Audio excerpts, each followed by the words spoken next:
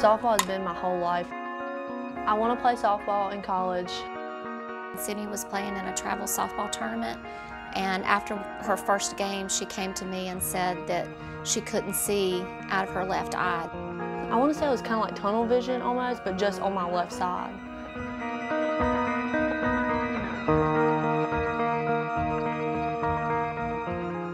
Sydney had a tumor on her pituitary gland. We were scared. It's something that we, weren't really prepared for at all.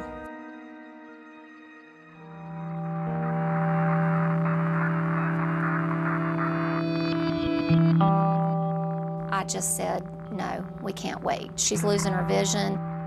We were concerned this child was going to go blind. Not being able to play was the hardest thing for me. But I wanted it removed as fast as it could because, I couldn't do anything. I couldn't drive, I couldn't do anything.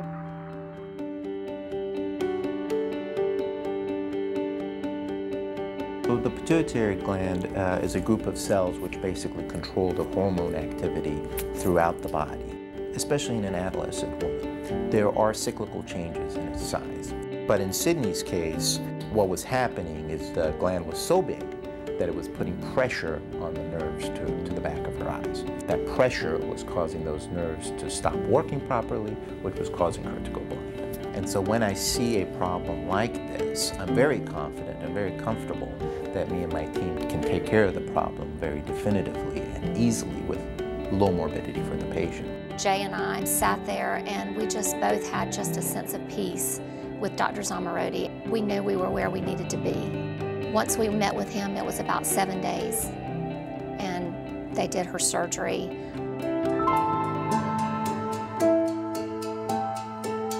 When we got here, it hit me. I was just really, really nervous. I was like, well, what if I don't get to play softball again? What if this was the end of it? Every time when we start an operation, I let everybody in the room know exactly what's at stake. We're operating on a young, healthy woman who's going to be blind if we don't do this for her. We're all working as sort of a single mind, which is a beautiful thing when you're doing surgery on something so delicate as the brain. This operation is different than typical brain surgery because we actually use a corridor through the nose to get to the pituitary gland.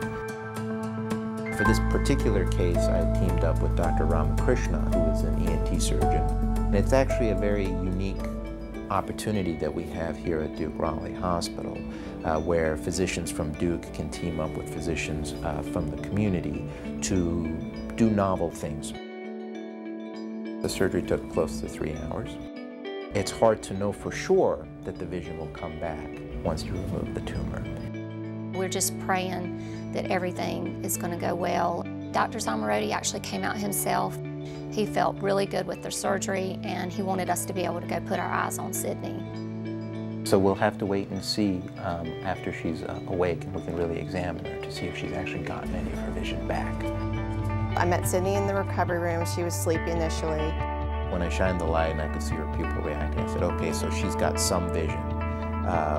We've salvaged something for her. During her neuro exam, she realized, hey, I can see this, I can see that. I could see everything that I could see before I lost my vision. All we could do was smile. Wow, you literally feel, a few feet taller and a whole lot lighter because you're up top of the world. For her to be normal immediately upon waking up was beyond my wildest dreams. I have been blessed to be given the opportunity to be an intensive care nurse here at Duke Raleigh. Anytime a doctor goes into the brain to do any kind of surgery, you're going to be worried about swelling post-operatively, and with that can come these slight neurological changes that can be life-changing for a long time. I was very anxious. I still was very scared, even though she was out of surgery and everything was looking good. We've never been in this situation before, especially in an ICU with your child. I can see their worry, I understand their worry. I'm a mom too, I get it. We treat the whole family. We don't just treat the patient. They made us feel like that they really were considering us part of their family. We really felt that closeness. It really is a team effort. As a physical therapist, Our goals are obviously to get people moving as quickly as possible. We want to just do a gross assessment of, how are they coming out of surgery? Do they have any new deficits? And she just did everything I asked her to do. She walked around the ICU. I was like running and she was still like, Sydney, slow down. And when we came back to the room, she's like, she's good. You can call me if you need me, but I think we're done. When I got to the ICU, I was really hungry. And I was like, well, can I have like a cheeseburger? And I begged my nurse. And I've never honestly had anyone tell me straight post-operatively that they wanted a cheeseburger. I made her wait a while. Of course, the speech therapist came and did her evaluation and passed her to make sure her swallowing was safe. It seems like it's just a little trivial something, but more than anything, I gave her a promise. Would you like a cheeseburger? Thank you. I wasn't going to go home that night until I made sure she was going to have what she wanted to eat. And she finally gave it to me and I ate it and I just felt so good because that's all I wanted. They went over and beyond what I needed and I couldn't thank them enough for that. She was cleared by physical therapy, she was cleared by occupational therapy. She didn't have a whole lot of needs. She looked like a normal teenager, didn't look like she'd had endoscopic intranasal surgery. We're like, she's ready to go home. That's a great reward to us. Duke Raleigh, they were awesome to me. This place was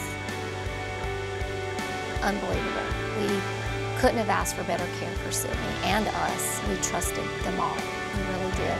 There was a part of the world where she had absolutely zero vision, couldn't see anything. We all came together to be able to put this young athlete back on the playing field and to restore her to a normal life. And that feels phenomenal.